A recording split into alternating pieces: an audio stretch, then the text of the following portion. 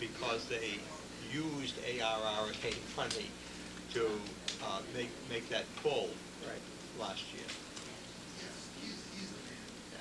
The regulations for ARRA have locked them in to funding us level. Well, I think the issue, and I know Carl, I think Carl, I am under the impression that North Reading has been given an $800,000 increase in Chapter 70, correct? Right. And if that stays there, or even if it's cut by 10%, that's still a big increase for us. You know, to Cliff's point, I was at a meeting today that legislators attended, and the Department of Education, the Department of Revenue, I mean, all of the stakeholders, and I would reinforce Mr. Bauer's comment to the extent that it's going to be tricky for the legislature to cut Chapter 70 very much, because as soon as you cut Chapter 70, you're reducing the foundation budgets that the towns have. And if you do reduce the foundation budgets, then you're getting in trouble with the courts over I can't remember the name of the lawsuit. Hancock. The Hancock lawsuit, which in effect promulgated the present formula that we use for Chapter 70 foundation budgets, net school spending. So there is a real problem that the state has, because I think they're going to have trouble cutting Chapter 70 very much. So they'll have to use foundation, and they can't use the stimulus to supplement it? You see, they used stimulus. There might not be any stimulus. That's the problem. To fill it up. Right. And a lot of because stimulus. of that, there are strings attached to ARRA. Believe it or not, there are strings attached to it. I don't and actually, I think there are chains attached to it that have the effect of capturing the state, or keeping the state, controlling it, from reducing those funds that were supplemented by ARRA. In fact, I read an article where Massachusetts is one of, I think it's 3 states that is facing potential federal lawsuits if they don't fund it in accordance with what you're talking about, and the way the money is spent, and then if they don't fund it again the next year, because they weren't supposed to use that money to backfill, which is what they did. And since they used it to backfill, I believe that they have to now come up with the funds to cover it for the next year, because they used it to backfill last year. Right. They can't use it as a replacement fund. Right. So I think you're right. Set. Yes, exactly. Also, the $800,000 increase that Mr. Webster is alluding to is actually the amount of ARRA money that was used to do the backfill. You see, what happened was, if you try to quantify how much state money was used for Chapter 70 last year, it was about $6 million. But the amount of Chapter 70 money that North Reading was due, based on the foundation enrollment formula, was about $6.8 million. Right. So the $800,000 was ARRA stimulus money. So now the state is saying, it appears that they're not going to have ARRA money again to subsidize the requirement of Chapter 70. So the state is fully funding Chapter 70 at $6.8 million for North Reading. An associated point here is that the revenue worksheet that we use on Friday mornings to determine the town-school split is using a figure well under $6 million. I think it's $5.4 million. $5.4 million, when in fact the present number that the governor's promulgated is $6.8 million. Right. So we'll have to make a determination for what the best kind of revenue figure to use is, but I would submit that $5.4 million is way too low. Yes, I 1.4 agree. million. Yeah. Well, you don't. As much as 1.4 Yeah, you don't know if the governor's $6.8 million recommendation is going to hold, but I have a feeling it's going to have to hold because of what Cliff and Carl are talking about here. I think it perhaps has to hold, or they'll be in trouble with the feds.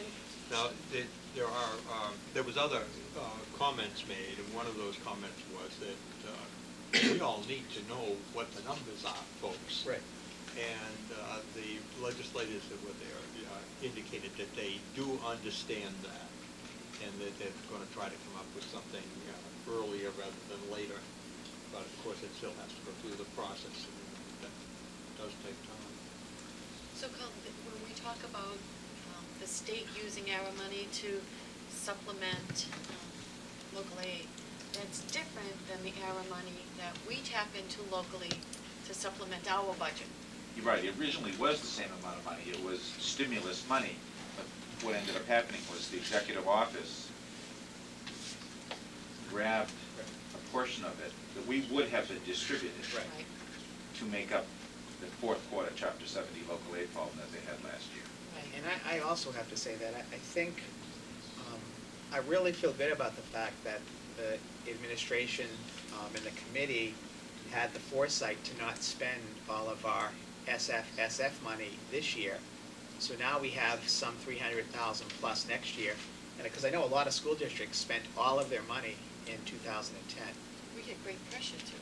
We did, and I think it was really smart of us to hold that out, because that will be a big help for us next year, that 300, because that's money we have, it's guaranteed, correct? Yes. I know they haven't paid it yet, but I know the feds are good for it. Printing it. They're They- printing, right, they're printing White it House in is printing money. Yeah, Fort China Knox sent or it whatever. over. Yeah, China's sending it over. Yeah, it's only gold Fort Knox. But I think Dr. Manville's right. I think at this point, to come out with any more specific budget is a futile task. I think that putting forth level services is a minimum. So, for now, we know we need level services. We just need to fine tune what that looks like, but we know what the dollar. Right, and if we do get that extra money, then we'll be in pretty good, decent shape. Right. One of the other things that came out of the meeting is that we're not alone. Right. The other suburban communities are all in the same pot of boiling water. And from the work that I've done with the North Shore Coalition, they find the same sort of thing. There was a North Shore Coalition meeting on Thursday as well.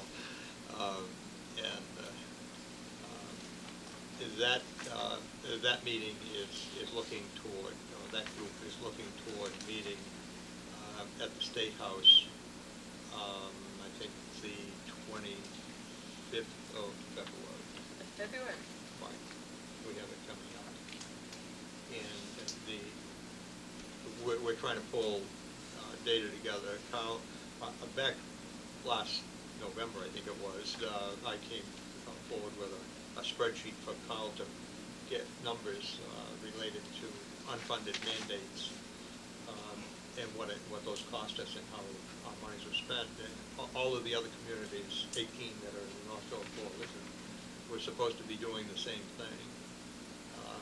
And somehow in the process, I ended up by getting corralled to deal with that spreadsheet and mass it all together and get it consistent.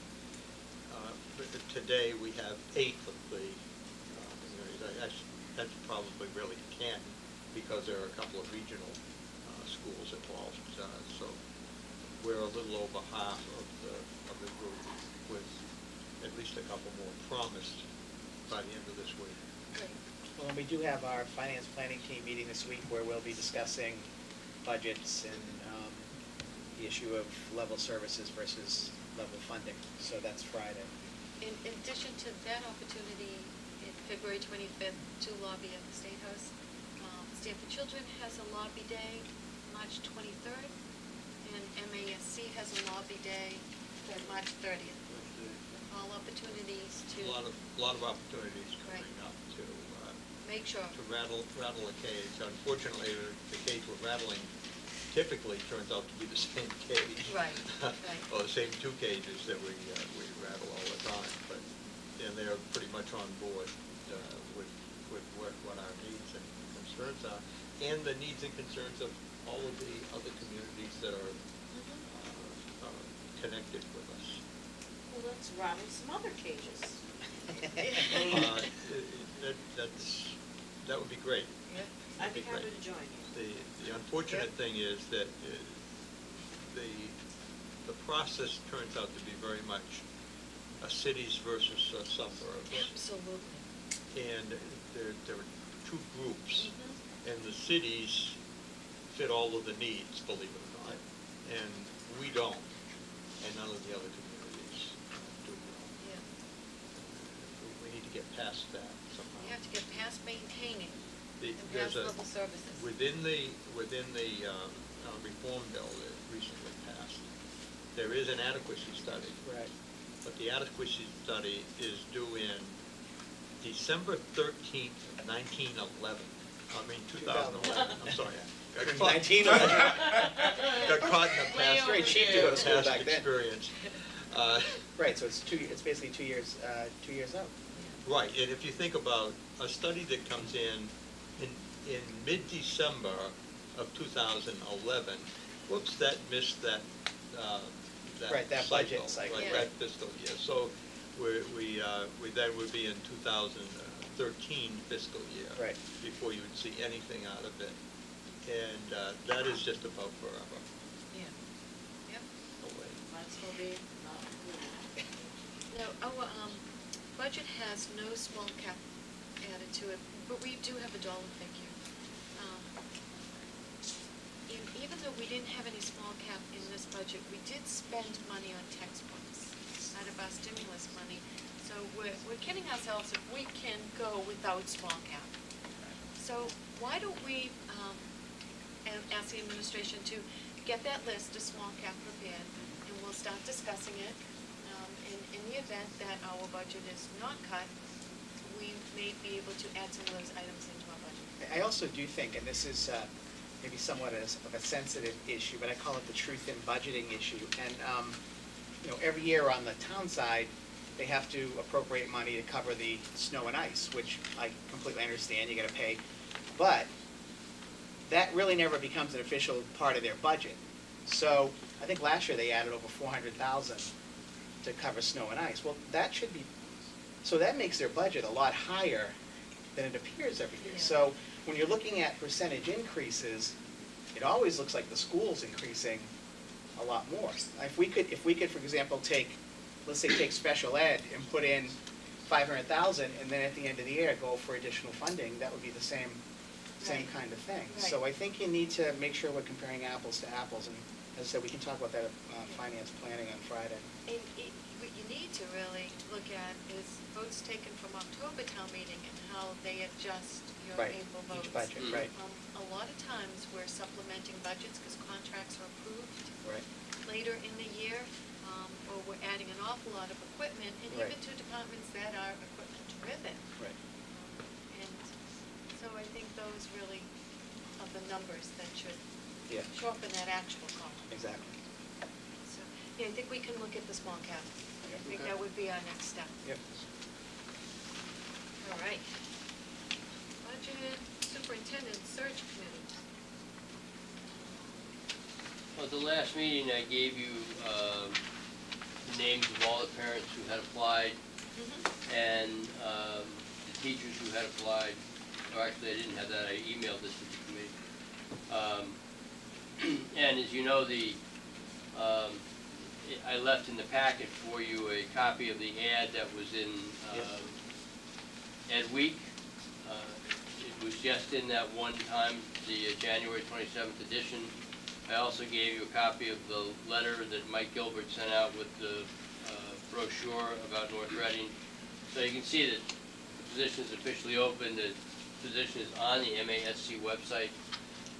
It's going to close on the 26th of this month, and then their date is that by the 3rd they'll have cut down to semifinalists. By the 8th they're going to give the school committee the list of semifinalists, and then the search committee then starts its interviewing the semifinalists. So So will that be the week of March 15th they'll do their interviewing, or somewhere? I believe it's the 'Cause I don't have the schedule. end of March. The end of March? The 22nd to the 25th, maybe. Okay. But there's also a training that MASC will come out and give the superintendent search committee, Right.